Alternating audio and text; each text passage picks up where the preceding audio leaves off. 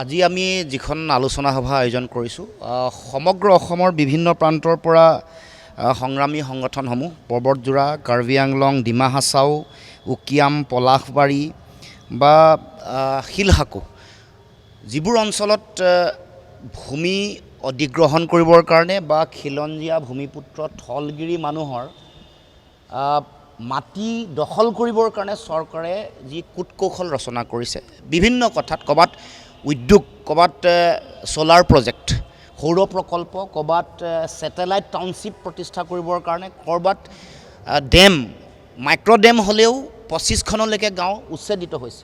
ক্ষুদ্ৰ নদীবান্ধ হ'লেও বা 100 মেগাৱাট ক্ষমতা সম্পন্ন নদীবান্ধ হ'লেও 20-25খনলৈকে গাঁও উচ্ছেদিত কৰা হৈছে। আনকি দৰা বিলৰ দৰে জৈৱ বৈচিত্ৰতাৰে পৰিপূৰ্ণ বিলখনৰ দাঁতি কাষত থকা য'ৰ পানী বাৰিষা কালত তালৈকে আহে, ছাবমাৰ্জ হোৱা চৰণীয়া পথাৰখনো অধিগ্ৰহণ কৰিবৰ কাৰণে যি ধৰণৰ চৰকাৰে কূটকৌশল ষড়যন্ত্ৰ আৰম্ভ কৰিছে, সেই ষড়যন্ত্ৰৰ বিৰুদ্ধে কেনেকৈ জনতাক একত্ৰিত কৰিব পাৰোঁ, কেনেকৈ যুঁজিব পাৰোঁ, আৰু আইনী যিবোৰ প্ৰক্ৰিয়া আছে, বিশেষকৈ ভূমি যিটো ক্ষমতা আয়োগ যিখন চৰকাৰে গঠন কৰি দিছে, তাত থকা লেকুনা, তাৰ অন্তৰ্নিহিত লক্ষ্য আৰু উদ্দেশ্য, এই সকলো ধৰণৰ কথা বতৰাবোৰ আজি বিস্তৃতভাৱে আলোচনা কৰিছোঁ। সেইকাৰণে কাৰ্বি পাহাৰৰ পৰা আহিছে, আমাৰ বড়োলেণ্ডৰ পৰাও আহিছে, তাৰ পৰা আহি তেওঁলোকে বিভিন্ন বক্তব্য, আনকি বৰদুৱাৰ চাহ বাগিচাত কি ভয়াৱহ পৰিস্থিতি, আৰু এইবাৰ ৰাভা হাছঙৰ পৰাও তেওঁলোকৰ বিভিন্ন প্ৰতিনিধি আহিছে, আনকি কেইবাটাও সংগ্ৰামী সংগঠন, ভূমি অধিকাৰ যৌথ সংগ্ৰাম সমিতি, নিখিল ভাৰত কৃষক সভা, শিলহাকৰ পৰা গায়ত্ৰী বড়ি আহিছে। গতিকে সকলো প্ৰভাৱিত হোৱা মানুহ আহি মূল বিষয়বোৰ সকলোৱে উত্থাপন কৰিছে। আমাৰ মূল লক্ষ্যটো হ'ল যে মাটি থাকিলেহে জাতি থাকিব, মাটি নাথাকিলে জাতিও নাথাকে, ৰাজনৈতিক অধিকাৰ কাক লৈ আমি ভৱিষ্যতে সুৰক্ষিত কৰিম মাটি যদি নাথাকে, মাটি নাথাকিলে মাটিৰ লগত আমাৰ কৃষ্টি সংস্কৃতিৰো সম্পৰ্ক জড়িত হৈ আছে। আমি যিহেতু এটা কৃষি নিৰ্ভৰ এটা জাতি সত্তা, গতিকে আমাৰ লোককৃষ্টি সংস্কৃতিৰ আধাৰ মাটিৰ ওপৰত নিৰ্ভৰ কৰে। গতিকে এই সকলো কথাৰ আমি আজি পুংখানুপুংখভাৱে আলোচনা কৰিছোঁ, আৰু এইখন যিখন আয়োগ তেওঁলোকে দিব খুজিছে, ইয়াৰ অন্তৰ্নিহিত লক্ষ্য কৰ্পৰেট বণিক গোষ্ঠীক মাটি দিয়া, আইন বিভিন্ন সংশোধন 1886 চনৰ ভূমি আৰু ৰাজহ অধিনিয়ম যিখন আছে, তাৰপিছত 1927 চনত কৃষকৰ মাটি অনা কৃষকক বিক্ৰী কৰিব নোৱাৰা যিখন আইন প্ৰণয়ন হৈছিলে, এইবোৰৰ ঠাইত কেনেকৈ তেওঁলোকে ৰাতিৰ ভিতৰতে কৃষিভূমি বেলেগক দি দিব পাৰে, তাৰ কাৰণে ইতিমধ্যে সিদ্ধান্ত, এটা সময়ত আপোনালোকে জানে যে চন্দ্ৰমোহন পাটোৱাৰী ডাঙৰীয়াই কেবিনেটৰ সিদ্ধান্ত লৈয়ে কৈছিলে যে এতিয়া আৰু কৰ্পৰেটক মানে উদ্যোগ পাতিবৰ কাৰণে বৰ বেছি সময় ৰ'ব নালাগে, আহিয়ে তেওঁলোকে কাম কাজ আৰম্ভ কৰিব পাৰিব, উদ্যোগ প্ৰতিষ্ঠা কৰিব পাৰিব, 3 বছৰ পিছত তেওঁলোকে গোটেই অনুমোদনৰ প্ৰক্ৰিয়াটো সম্পন্ন কৰিলে হ'ব, এনেকুৱা কথা কৈছিলে। গতিকে এতিয়া এই গোটেই প্ৰক্ৰিয়াটো, এটা সময়ত আমাৰ মাটি মালিকী স্বত্ব আমাৰ খিলঞ্জীয়া মানুহৰ ওচৰত আছিলে, এইটো হ'লে কি হ'ব, মাটি এখন আয়োগ যেতিয়াই হ'ব মালিকী স্বত্ব চৰকাৰৰ ওচৰলৈ গুচি যাব।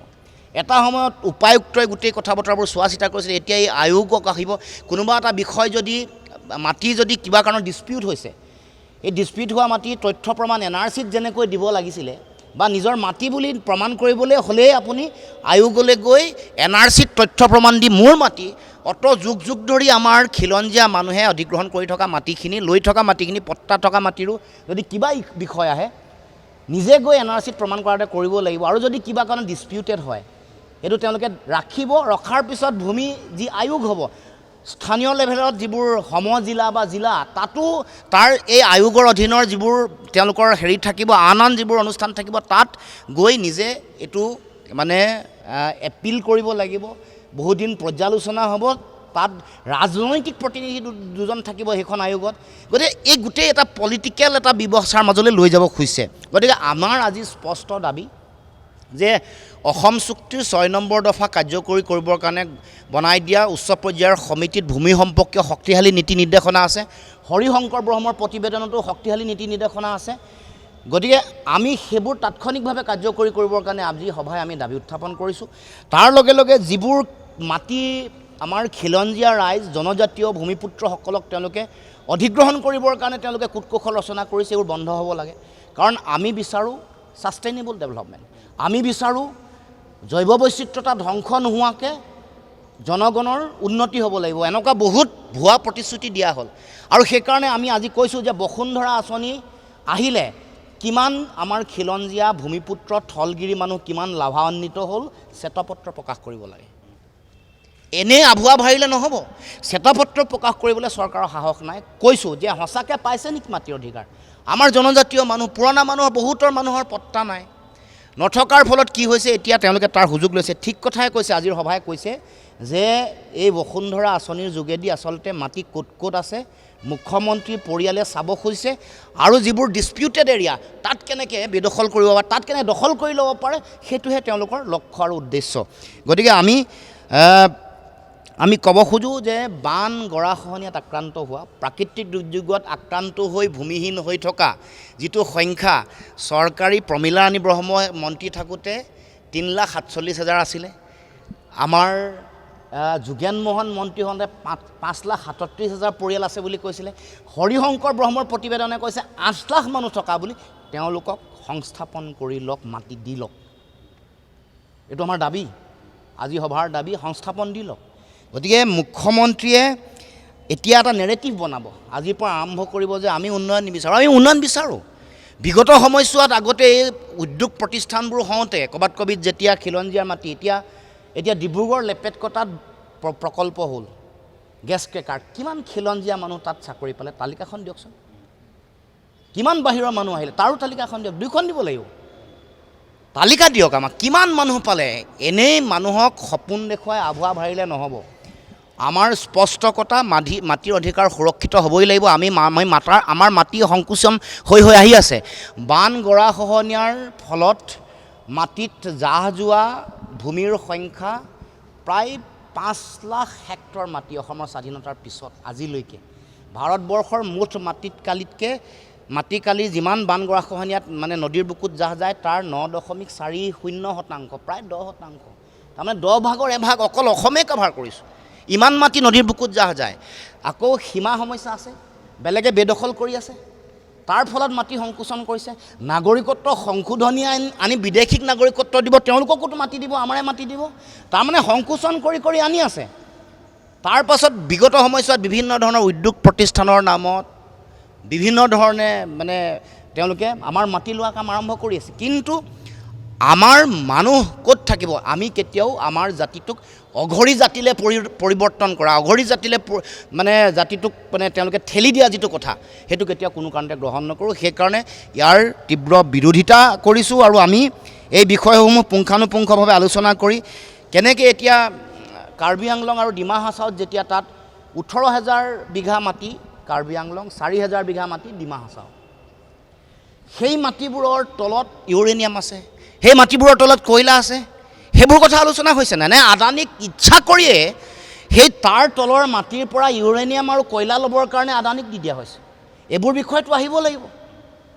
নিয়ম আছে, চৰকাৰী কিছুমান নিয়ম আছে। এখন আইন চৰকাৰে বহু দিনৰ আগতে তেওঁলোকে মানে কেন্দ্ৰীয় চৰকাৰে নীতি আয়োগৰ অনুমোদন লৈ এখন আইন তেওঁ দি দিবৰ কাৰণে বহু দিনৰ আগতে আদৰ্শ ভূমি শিৰোনাম আইন, মডেল লেণ্ড টাইটেল এক্ট 2019 চনতে কেন্দ্ৰীয় চৰকাৰে এখন আইন বনাই ৰাজ্য চৰকাৰবোৰক কৈছিল যে এইখন আইন ইমপ্লিমেণ্ট কৰা। সেইকাৰণে এই যে ভূমি শাসন আয়োগ বনাইছে, এইখন আইন তেওঁলোকে মডেল হিচাপে লৈ, আধাৰ হিচাপে লৈ এইখন আইন প্ৰণয়ন কৰিবলৈ যাওঁতে অন্ধ্ৰপ্ৰদেশত ব্যাপক প্ৰতিবাদ হ'ল, এইখন আইন প্ৰণয়ন কৰিব নোৱাৰিলে।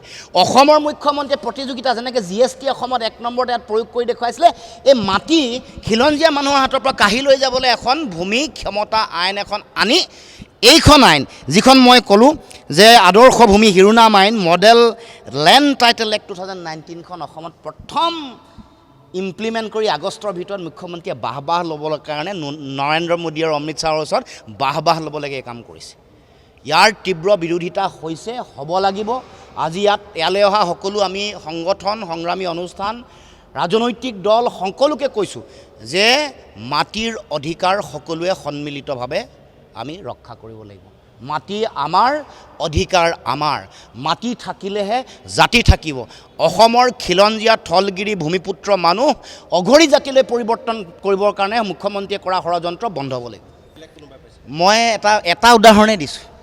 লক্ষী চাহ বাগিচা ডিব্ৰুগড় 350 বিঘা মাটি তেওঁলোকে এখন আইন প্ৰণয়ন কৰিলে 10% মাটি অনাকৃষিৰ কামত নন এগ্ৰিকালচাৰেল যিবোৰ কাম তাত ব্যৱহাৰ কৰিব পাৰে ফলত তেওঁলোকে সেই লক্ষী চাহ বাগিচা 350 বিঘা মাটি ল'লে মোৰ এতিয়া প্ৰশ্ন 350 বিঘা মাটি ল'লে সেই বাগানখনত 200 300 400 বছৰ থকা চাহ জনগোষ্ঠী আদিবাসী মানুহ এঘৰক এক কঠা মাটি দিছে নেকি মোৰ প্ৰশ্ন যিবোৰ লাইন আছে তাত শ বছৰ থকা আদিবাসী মানুহে এক কঠা মাটি চৰকাৰে পাইছে নেকি দিছে নেকি বাগানত থকা মানুহে পাইছে নে জনজাতীয় মানুহে পাইছে নে খিলঞ্জীয়া গাঁৱে ভূঞে থকা মানুহে পাইছে এইটো আমাৰ প্ৰশ্ন সেইকাৰণেতো শ্বেতপত্ৰ দিব কৈছোঁ অসমৰ কোনখন বাগানত আদিবাসী মানুহে তেওঁলোকে ভূমিপট্টা পাইছে কোনটো অঞ্চলত জনজাতীয় মানুহে ভূমিপট্টা বা অধিকাৰ পাইছে অথচ নাই পোৱা কাঢ়িহে লৈ গৈছে তেওঁলোকে এই